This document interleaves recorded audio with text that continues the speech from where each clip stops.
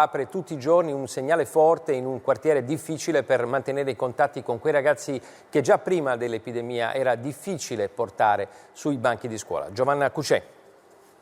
Mi sento quasi impotente. I primi 6-7 giorni sono stati una cosa terribile. Io non posso andarmeli a prendere, però mi attivo.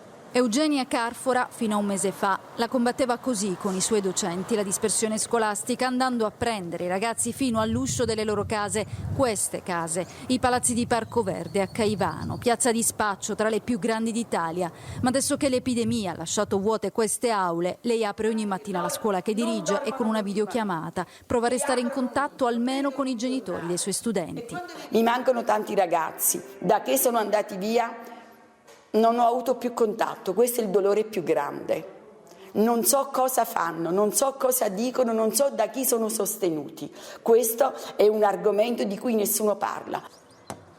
È il grido di dolore di chi con un libro ha provato a strappare giovane manovalanza alla camorra che qui detta legge. Nei quartieri difficili c'è chi vede uno in difficoltà, si offre, ma quell'offerta poi tu la paghi per tutta la vita.